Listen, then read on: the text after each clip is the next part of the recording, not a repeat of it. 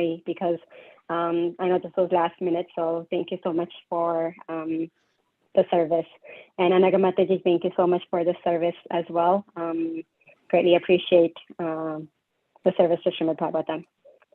So now we will get started with Anagamataji first. So yeah, Mataji, go ahead. Please take over the call. Thank you. Hare Krishna, and thank you for giving me this opportunity. I'm talking about chapter 15 from Canto 1, the Pandavas retire timely. In this chapter, it is mainly about how Arjuna is left grief-stricken because Lord Krishna has left. And here Sutta Goswami mentions that Arjuna is not even able to utter a word and answer to any of Maharaja Yudhishthira's inquiries. And I think what touched me was how in a very short sentence, the grief is explained, the feeling of grief, that the mouth and heart of Arjuna had dried up and his body had lost all the luster. It's such a wonderful depiction of grief in such a nice way. And Arjuna mentions that he is completely distressed because Lord Krishna was out of his sight and he is feeling all the affection. It's just like how he can describe that somebody whom he has loved so belovedly is not there. And he's, I mean, we just casually mentioned about I miss you, but this is a whole new level of missing someone is what I felt. And he remembers Lord Shri Krishna and all his friendship and all his talks with him and his chariot driving, every action and every feeling that he felt with the Supreme Personality of God. And then finally he was able to speak and he said to Maharaj Yudhishthira that the Supreme Personality of Godhead has left me, who treated me like an intimate friend. He's left me all alone here.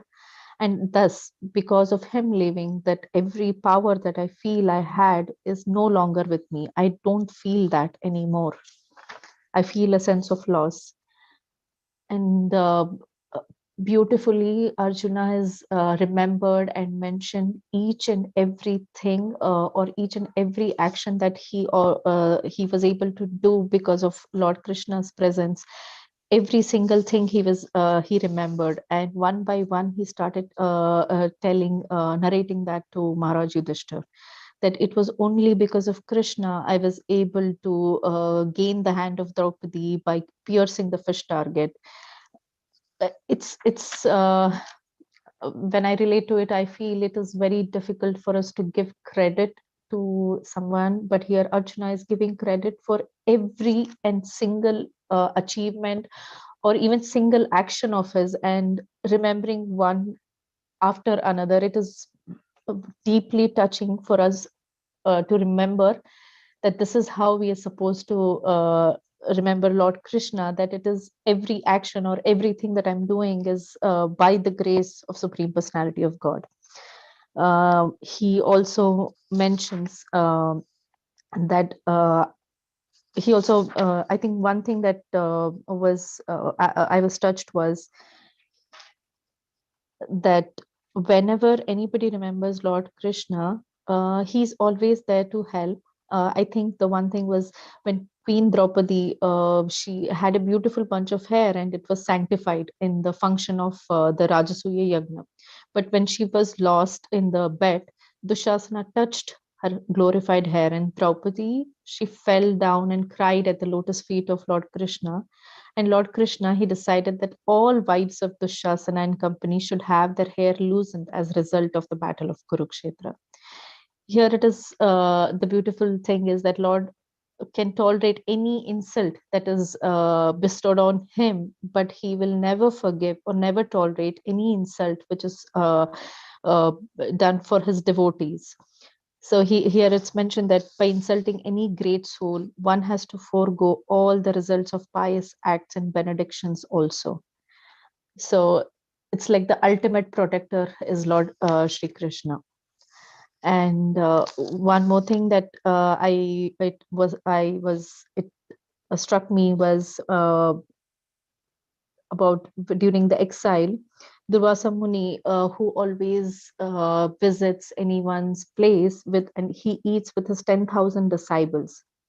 And there was a situation wherein Duryodhana, with his cunning mind, he sent all the Durvasa Muni and his disciples to Maharaj Yudhishthir's house, knowing that there would not be a morsel of food for Durvasa Muni. But when Draupadi prayed just by closing her eyes and remembering and asked for help, Lord Krishna just mentioned that, why don't you look for some food and offer it to me? And Draupadi was like, I do not have anything. And he was like, there might be something. And there was just a grain of food which Lord Krishna had. And just by eating that remnant of food, all the disciples and Durvasa Muni, though they were not even in the house, they were bathing in the river. They felt full.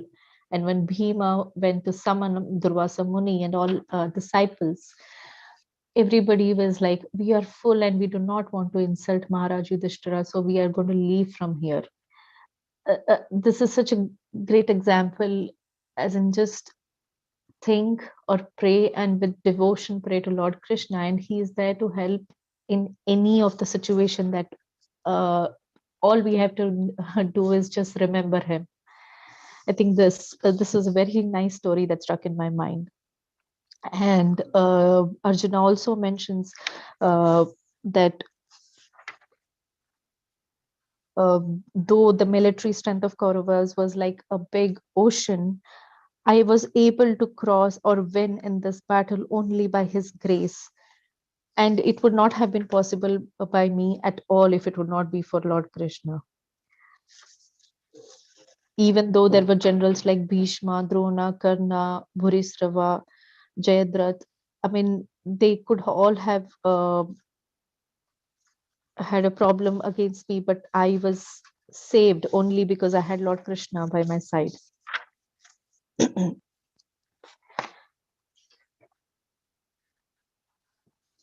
And I think what he mentions here is that we used to live together like friends, sleep, banter, everything. And even when casually, if I would talk to Lord Krishna, even in those hours when his value was, I was minimizing his value, but he being the Supreme Soul, he used to tolerate every uttering of mine and excused me like how a true friend excuses, or a father excuses his son. It's a beautiful relationship wherein he's an intimate friend, listening, guiding, uh, mentoring. I think this was very nice. Um, and he mentions that because I feel separated from my most dear friend, I feel I have lost every single thing, and my heart is completely void now. And I have no clue as to what I can do. And I think one thing that struck me was in text 24 when he mentions that it's all because the will of the Lord that sometimes people kill one another and other times they protect one another. And looking at what is happening around the world, this text just I was able to connect to this, that not a blade of grass moves without the will of the Lord. So anything happening around the world that we see is come to accept it as something that is willing by Lord. And at this time, he remembers Bhagavad Gita, and he mentions that at this time, I am remembering the instructions that were given to me by Personality of Godhead, because they are impregnated with instructions for relieving the burning heart in circumstances of time and space. And the moment he remembers the instructions, he deeply absorbed in the thinking of Lord. And with this, Arjuna's mind became pacified and free from all material contamination. The missing of Lord or the out of sight of Lord, it just vanished the moment he remembered all the instructions. And such is the value, or such is the influence of the instructions imparted by Supreme God. And all as a result of this, all the trash in his thoughts subsided. And it relates here that uh, material desires in the mind are the trash of material contamination. And the moment Arjuna turned his attention towards the instruction of Lord, as they're inculcated in the Bhagavad Gita, his true color of eternal association with the Lord became manifest, and thus he felt freed from all material contaminations. So it is a nice way to remember that when we feel lost, when we feel we don't have any answers, we do have the answers. I think all we have to do is just look at the right source. This is, we forget in our daily association, but I think this was something that stayed with me. And I think, okay. So when Maharaj Yudhishthira got to know about Lord Krishna's returning to his abode, and he understanding that the end of Yadu dynasty as the earthly manifestation was over, Maharaj Yudhishthira also decided to go back to Godhead. And the moment he decided, Kunti also overheard that, and she as well decided that I am going to get released from all this material existence. In this way, all of the Pandavas decided that we need to retire to Godhead, and the ultimate goal that they were here for was realized.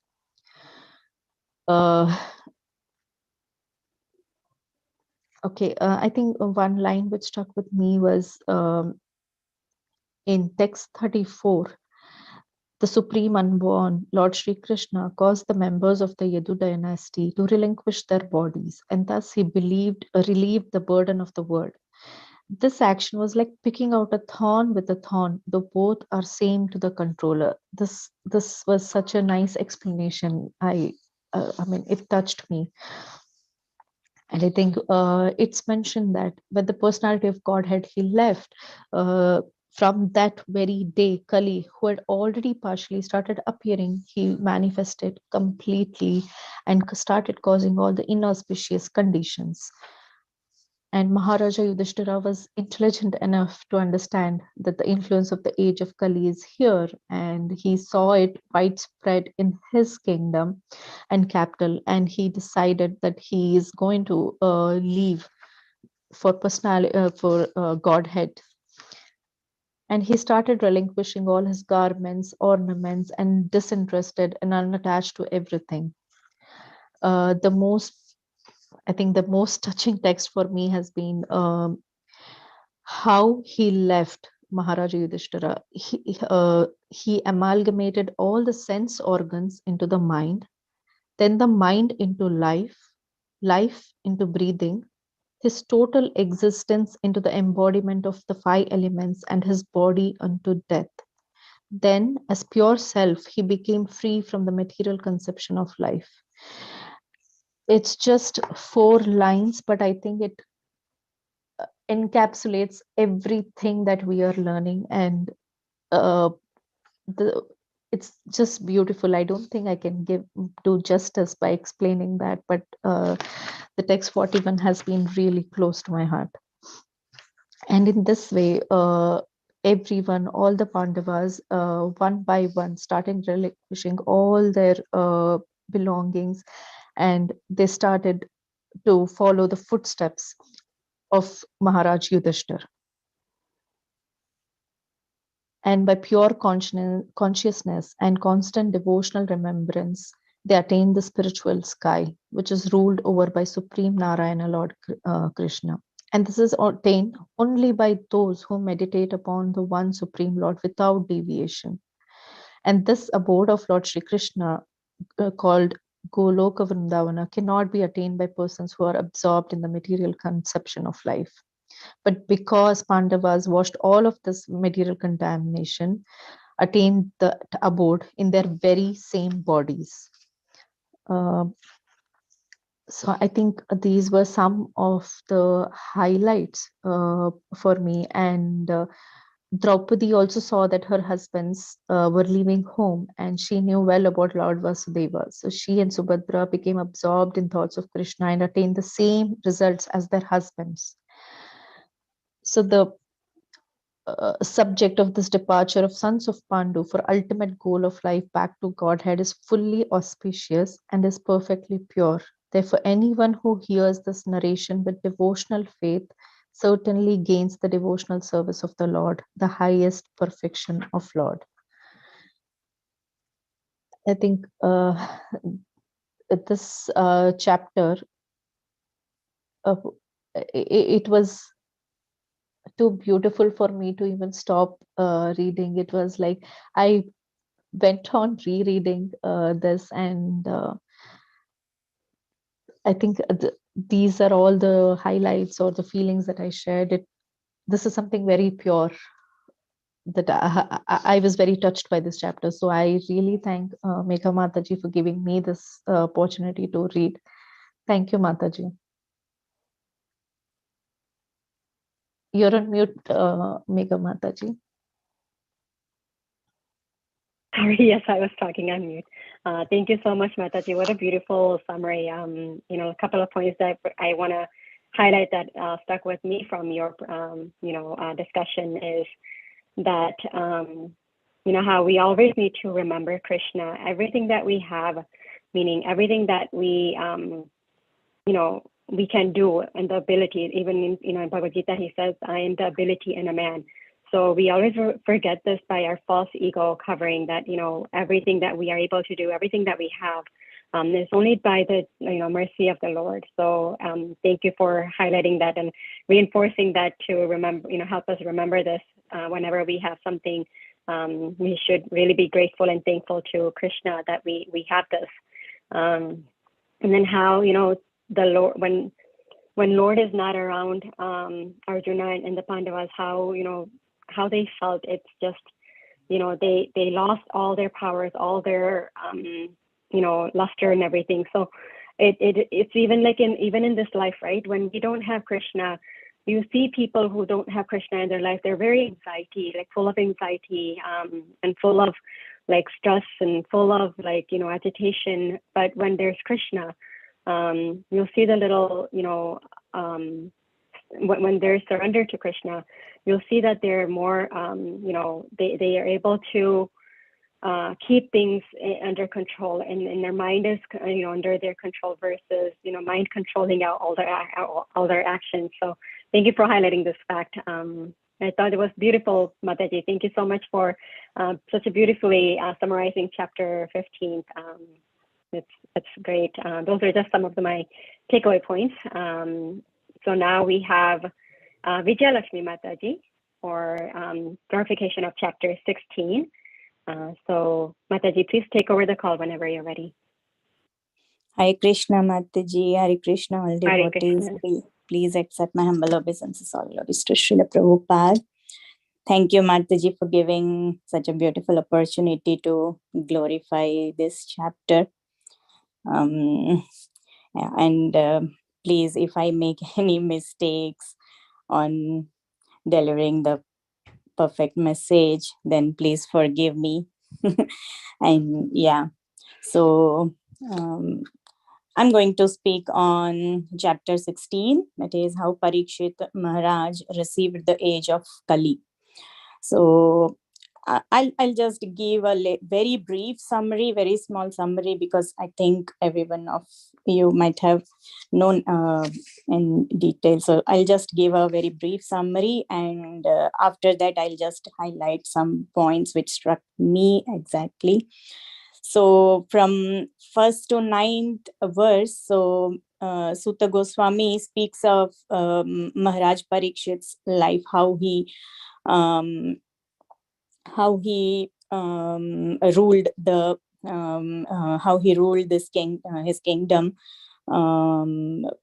Shaunaka Rishi's anxiety, enthusiasm, inquiring about to hear more about the king, and also like firstly, Sutta Goswami speaks that king ruled very nicely with the guidance of great sages. And came across the master of Kali once, while he's touring. He came across the master of Kali. So hearing that,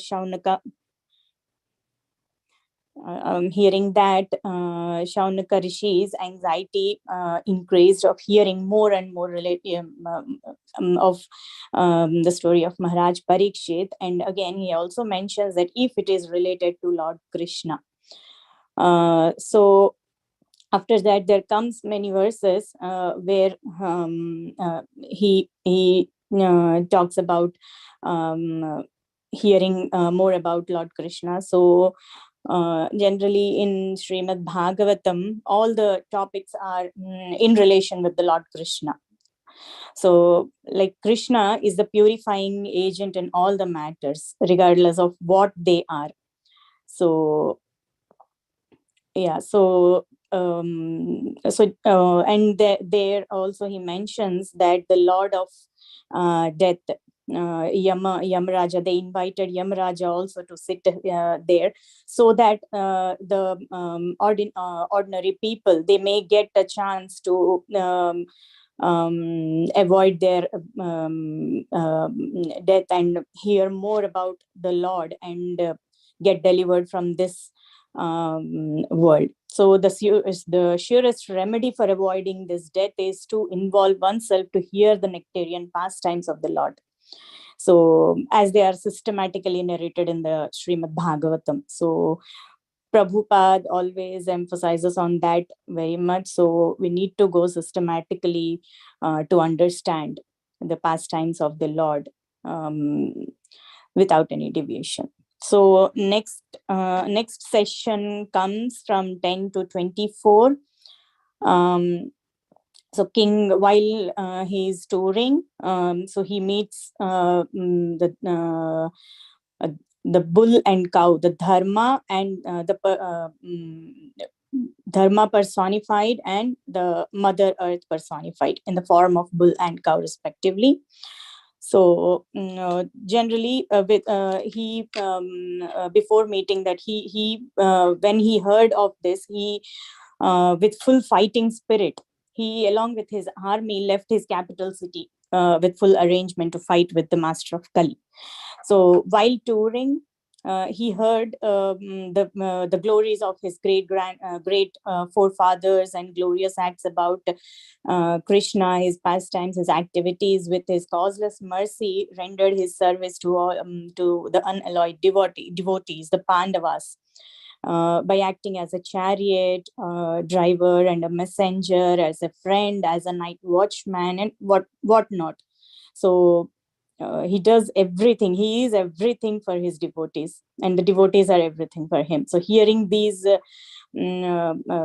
all activities of the Lord and his great forefathers, the king became so overwhelmed with devotion to the lotus feet of the Lord, and thinking of that, he felt the presence of the Lord even. So after that, Sukadev Goswami starts speaking about he saw the bull and cow, conversation of the bull and the cow, the personality of Dharma and personality of Mother Earth.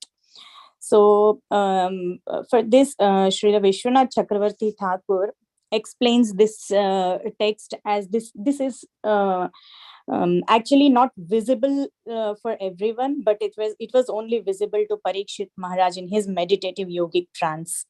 So so the next comes the seeing the condition of Mother Earth, that she lost all her natural beauty and very much distressed. So seeing her condition, Dharma, the bull, asked about all her difficulties. So he lists a lot of things which comes as the symptoms of Kali Yuga.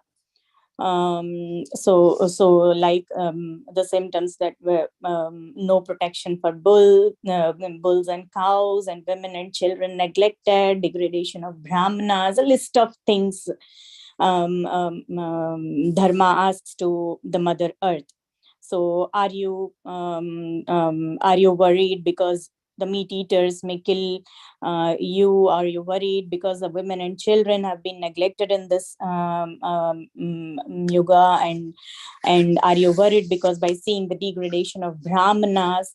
So at this point, generally Prabhupada gives an explanation, like traditionally the brahmanas are very intelligent men, but generally what how they have degraded is that they pick up modern education to the topmost ranks, but as far as the moral and religious principles are concerned, they are most fallen. So um, here he also gives an example of Ajamila. Bhurijan Das Prabhu, in his unveiling his lotus feet, he gives an example of Ajamila. So like how he becomes a victim of sexual pleasure. So in those days, that was in Satya Yuga, right? So there are only one victim like Ajamila in those days, but generally in this day, in this age of Kali, the poor innocent students who are daily victims of the cinemas and which attract men only for sex indulgence. So this has become very prominent nowadays, and for this many are becoming victims of that. So the symptoms of Kali. So even the bull, the Dharma, it was standing on only on his one leg. So generally the four legs are austerity, cleanliness, mercy, and truthfulness. So for the Kali's business is to beat and break all these legs. So again, he also added that, are you distressed seeing my condition? So asking all these, finally he also asks that, inquires that, are you suffering in separation of the Supreme Lord, and um, you are no more witnessing the pastimes of the Lord? So there the inquiries of Bull ends, and from text 25 to 36, Mother Earth replies. So generally when she is distressed by seeing the condition of Dharma, and also it adds finally, like, the Lord has now closed his transcendental pastimes on the face of the earth. So in his absence, Kali has spread all its influence everywhere. So when the Lord was present on this earth, Mother Earth was decorated with all his impressions. But Mother Earth adds that, when I felt I was fortunate, the Lord left me. So that was a very brief summary of that chapter. But yeah, so the points which I like the most from this chapter, I want to highlight it. Like when the Shaunaka Rishi getting inspired by the topics of Parikshit Maharaj, and asks whether if it is related to Krishna's topic, then please tell us what happens next. So also he adds, right, the devotees of the Lord are accustomed to licking up the honey available from the lotus feet of the Lord. What is the use of topics which simply waste one's valuable life? So how beautiful this line is, right? So so also related to this, the same topic and the same mood of which the Shaunaka Rishi inquired. So Bhurijandas Prabhu also mentioned some of the verses from the second canto, third chapter. So hearing about Krishna Katha. So I just want to read that paragraph for you all. And that was Both by rising and by setting, the sun decreases the duration of life of everyone, except one who utilizes the time by discussing topics of the all good personality of Godhead. Do the trees not live? Do the bellows of the blacksmith not breathe? All around us, do the beasts not eat and discharge semen? Men who are like dogs, hogs, camels, and asses praise those men who never listen to the transcendental pastimes of Lord Sri Krishna, the deliverer from evils. One who has not listened to the messages about the prowess and marvelous acts of the personality of Godhead and has not sung or chanted loudly the worthy songs about the Lord is to be considered to possess ear holes like the holes of snakes and a tongue like the tongue of frog. The upper portion of the body, though crowned with a silk turban, is only a heavy burden if not bowed down before the personality of Godhead, who can award mukti, freedom. And the hands, though decorated with glittering bangles, are like those of a dead man, if not engaged in the service of the personality of Godhead, Hari. The eyes, which do not look at the symbolic representations of the personality of Godhead Vishnu, his form, name, quality, etc., are like those printed on the plumes of the peacock. And the legs, which do not move to the holy places where the Lord is remembered, are considered to be like tree trunks. The person who has not at any time received the dust of the feet of the Lord's pure devotee upon his head is certainly a dead body. And the person who has never experienced the aroma of the tulsi leaves from the lotus feet of the Lord is also a dead body, although breathing. Certainly, that heart is steel framed, which, in spite of one's chanting the holy name of the Lord with concentration, does not change when ecstasy takes place. Tears fill the eyes and the hairs stand on end. How beautiful these verses are.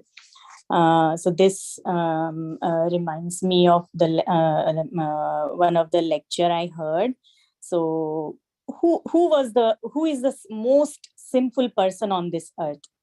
So some say that those who are very poor, the beggars, the very poor, they are suffering because they might have done the sinful acts in their past lives, sinful karmas in their past lives. So some say that those who are acting sinfully in this life, those who are acting abominably in this life, they are the most sinful persons. They have done a lot of sins in their previous lives. For that, they are again awarded with having that same behavior and including adding much more sins in their life. But generally, what the main thing is, the most sinful persons are the persons who forgot the relation and who forgot the name of the Lord, the Supreme Lord, who cannot remember the Lord, who doesn't know, who did not realize the constitutional position of a living entity that is connected to the Supreme Lord. So they are the parts and parcels of the Supreme Lord. So I like this part very much. So and from text 33 also Prabhupada mentions right. So the Mother Earth, it tells about its feeling that Lord has been left the earth, and it cannot witness anymore so it was decorated with all his impressions, but now Mother Earth is very unfortunate that the Lord is no more, has ended his pastimes on the earth.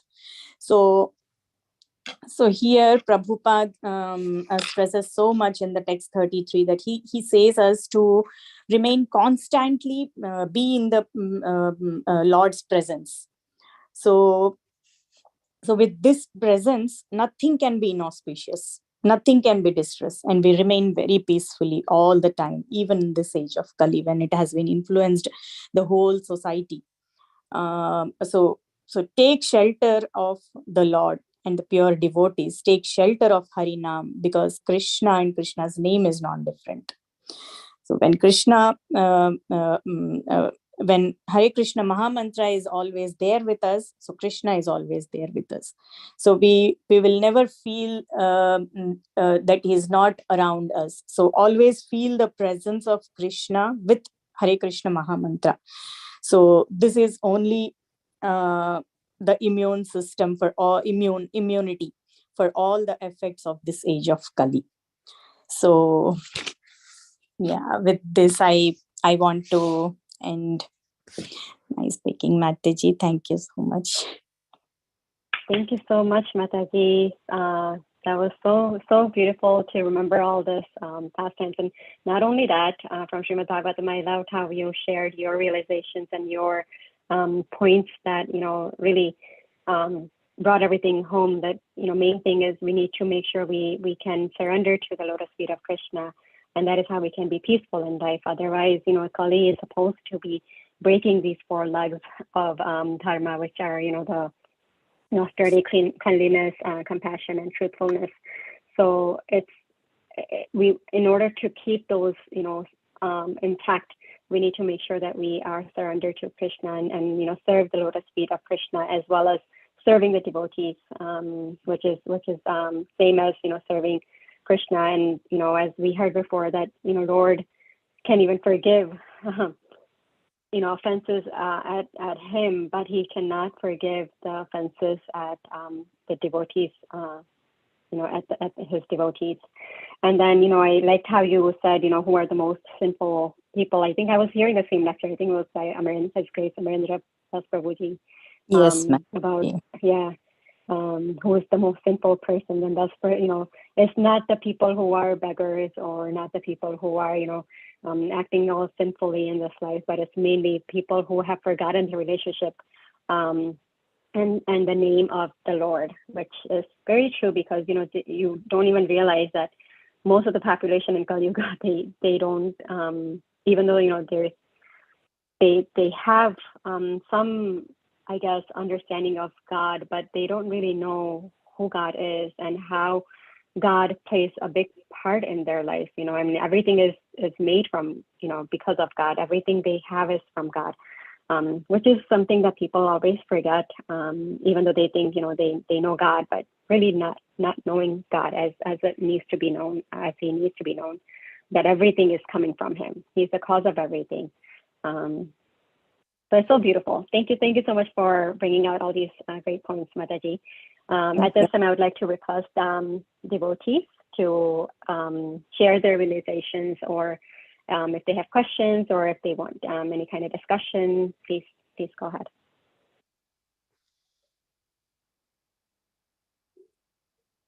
We have 15 minutes.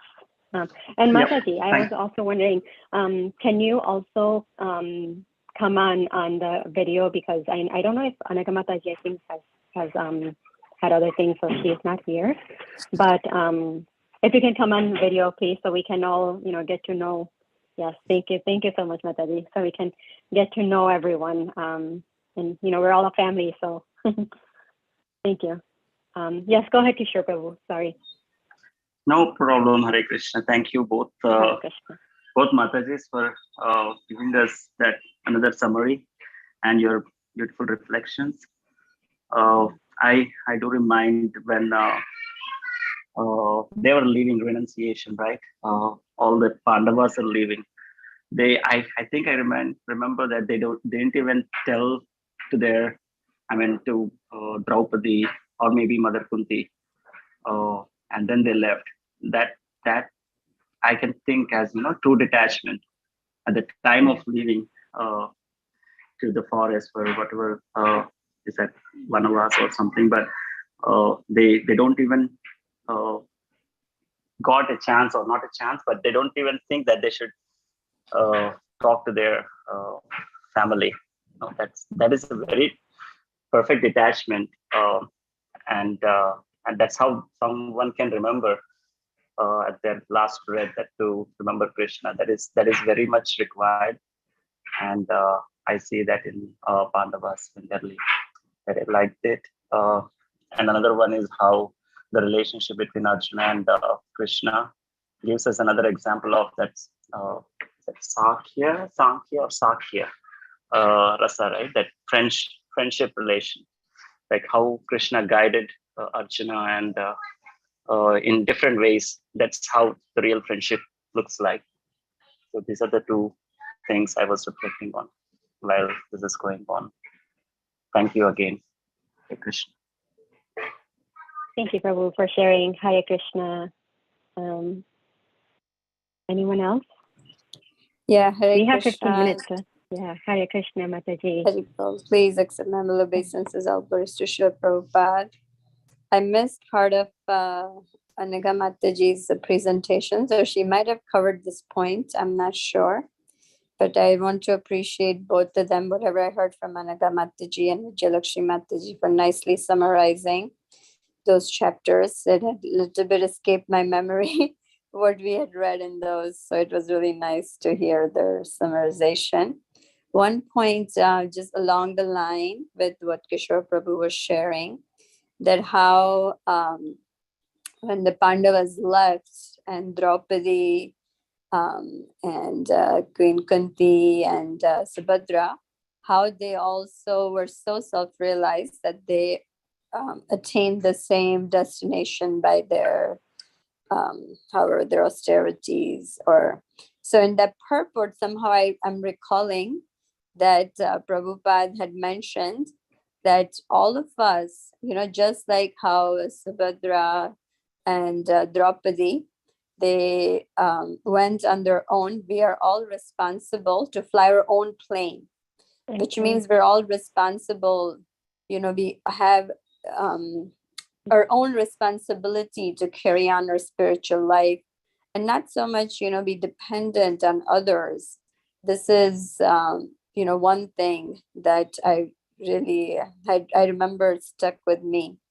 So just taking this point of responsibility is so important because, it's so easy to sometimes say that, my spiritual life is not going because I don't have association, or I don't have this, or whatever. We can come up with many, our minds, not necessarily ourselves, but our mind presents with so many excuses.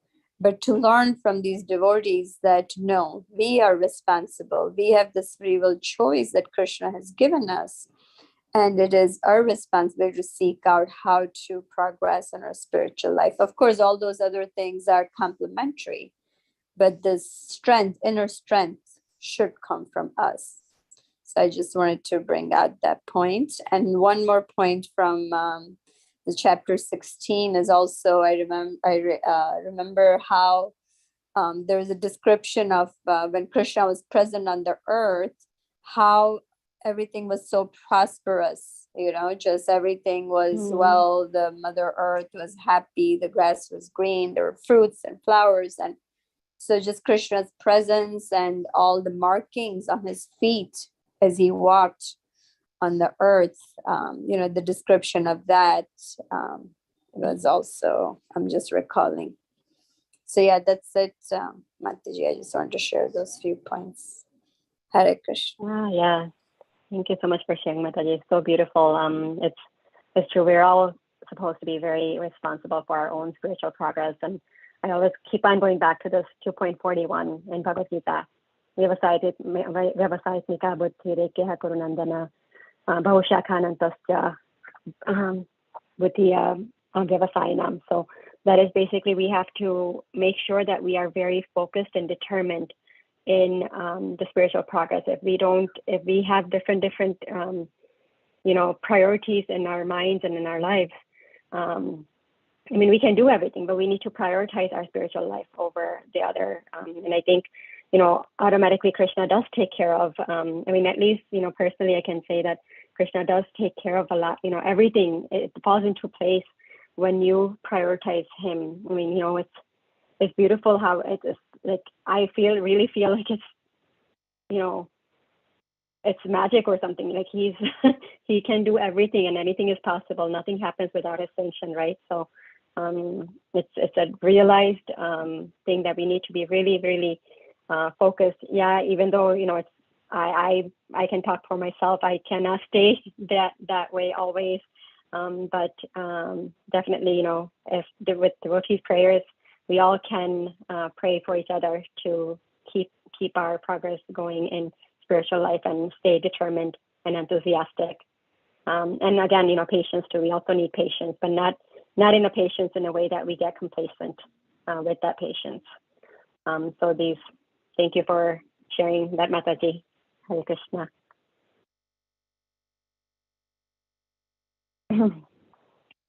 Okay.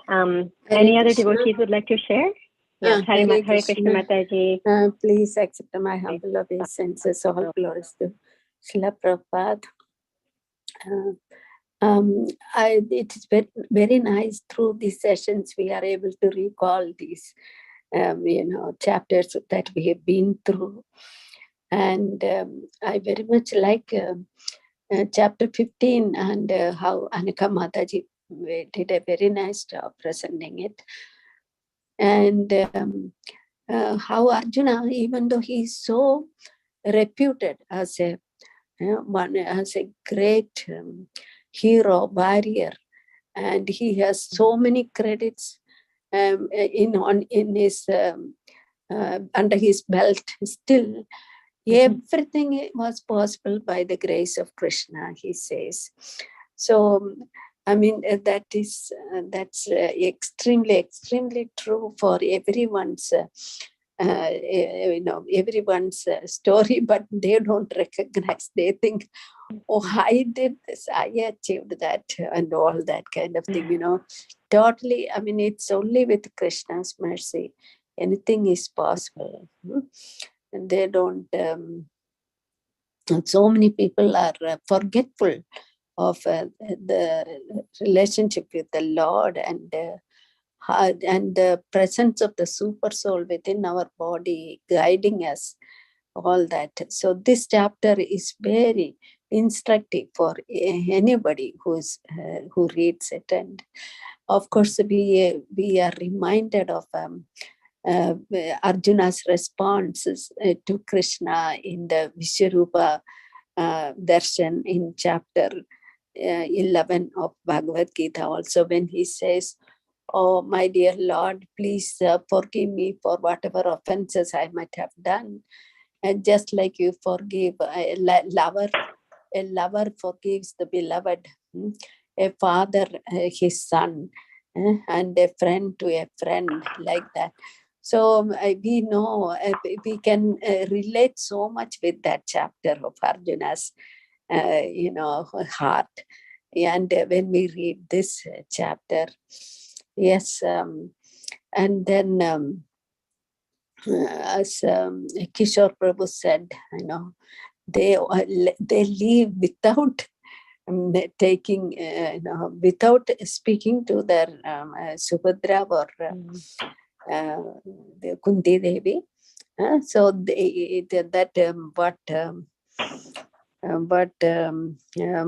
Mohini Mataji said about flying your own airplane and being responsible for oneself, and no kind of dependence is going to help the last minute. And of course, Vijayalakshmi Mataji's presentation also.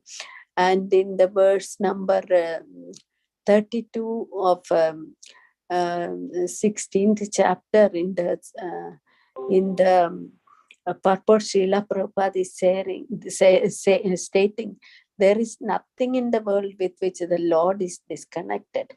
The only thing we must learn is to excavate the source of connection and thus be linked with him by offenseless service. So it's very, very amazing, the conversation between Dharma, the bull, and the Mother Earth in the form of a cow. I mean, what are the values that were, present in human society, and how they are simply downtrodden by in the age of Kali. that will shock our minds when we read this section. That's all. I will briefly end here. Thank you so much, Hare Krishna. I very much appreciate both the speakers and how they brought out everything. Thank you. Thank you so much, Mataji, for sharing. Yeah, I agree. Thank you so much for enlightening us with this glorification of chapter 15 and 16 today. It was really great it's really great always, and every week when we have these sessions, to recall those chapters that we've read so much long ago, but the reiteration of glorifying those chapters, it really does help us be more enthusiastic about reading even Srimad Bhagavatam and continue even not only just going forward, but even referring back to what we've learned and what we've read in the different cantos. So definitely very nice. We still have 4 more minutes. Does anyone else have any other discussion points or realizations they would like to share? Hare Krishna, Mataji, Krishna here. I did want to say that regarding Govind Mohini Mataji's statement and your statement that you have to prioritize Krishna and everything else falls in its own place where it belongs. And that's not you doing it, that's Krishna doing it. And I've experienced that. I have a little kid, I don't know if everyone knows it, but I prioritize trying to read Bhagavatam with the class every day. And Krishna automatically keeps her by playing happily. I mean, there are days where she's making noise, but it's nothing like I have to drop the call and that. So that automatically makes me feel like because I am prioritizing Krishna, Krishna's taking care of the baby for me.